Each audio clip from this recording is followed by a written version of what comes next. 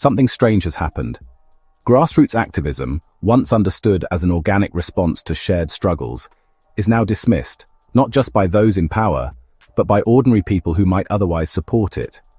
The idea that everyday individuals could organize in response to real-world pressures has been replaced with a more sinister interpretation, that movements are artificial, manufactured, and orchestrated from the top down. This isn't just paranoia. It's part of a deeper shift in how people perceive the world. At its core, it comes from a disbelief in emergence, the idea that complex large-scale actions naturally arise from the interaction of individuals facing similar conditions. Instead, people are being conditioned to believe that all order is imposed, that nothing truly self-organizes, and that every movement, protest, or societal shift must be part of some larger, hidden agenda. But here's the thing, emergence is real. It's how nature works, it's how economies function, and it's how societies evolve. When you reject emergence, you don't just misinterpret activism, you misinterpret reality itself. And in that confusion, trust breaks down. Not just trust in movements, but trust in the idea that individuals, acting on their own agency, have any power at all.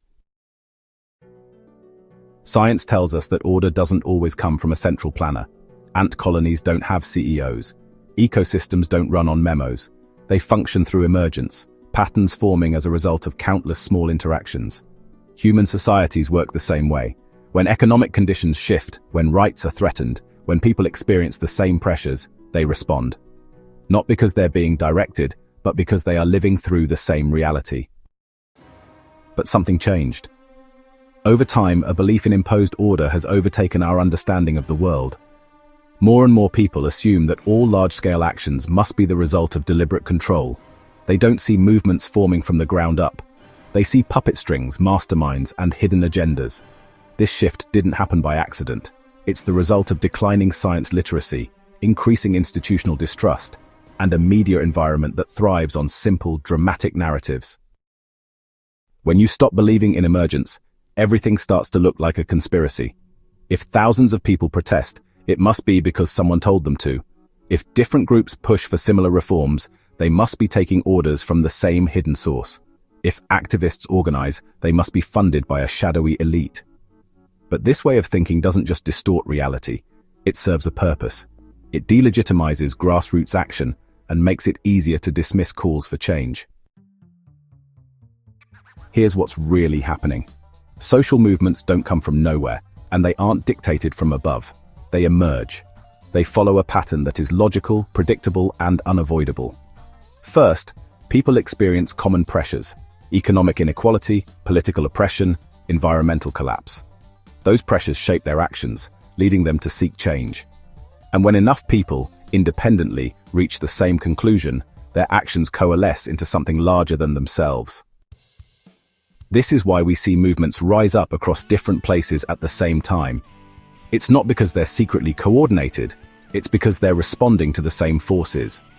When wages stagnate worldwide, worker protests don't need a hidden organizer. When police brutality is rampant, demands for justice don't require an overlord pulling the strings. These things happen because they must. Because people, when faced with the same reality, will act. But from a top-down perspective, this looks like coordination. And that's where the conspiracy mindset takes hold. The reality that individuals, in their own contexts, are making choices that lead to collective action becomes incomprehensible. Instead, people assume there must be a single external force directing everything. This is how genuine movements are dismissed as color revolutions, psyops, or manufactured outrage. It's not that the movements aren't real.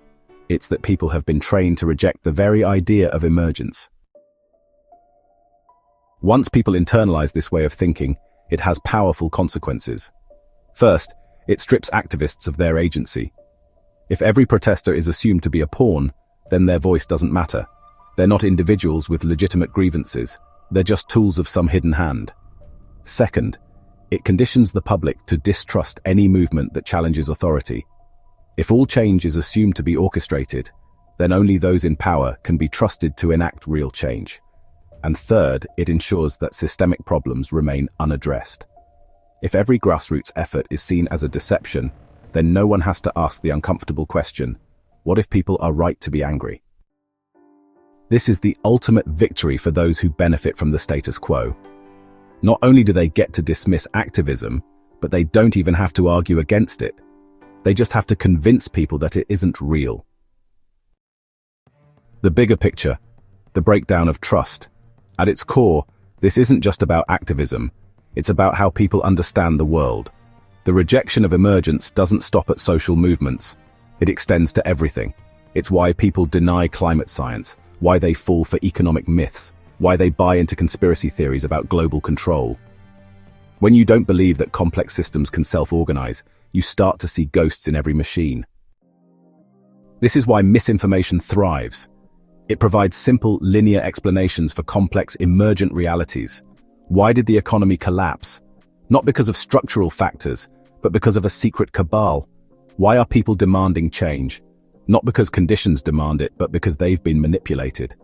These explanations are easy, comforting, and entirely wrong. But they spread, and in doing so they erode the very foundation of trust.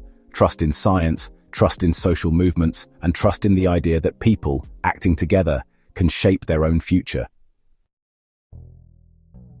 If we want to break free from this manufactured distrust, we have to reclaim the truth of emergence.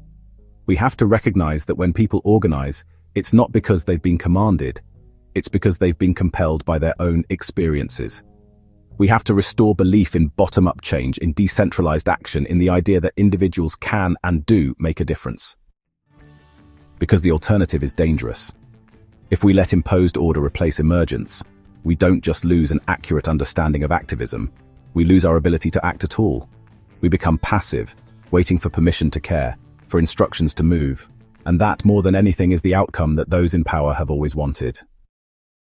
So the next time you see a movement rise, ask yourself, is it more likely that millions of people independently have recognized the same problem, or that some hidden mastermind has orchestrated their every thought? One answer respects reality, the other is a conspiracy, and the choice between them determines whether we see the world as it is, or as those in power would prefer us to.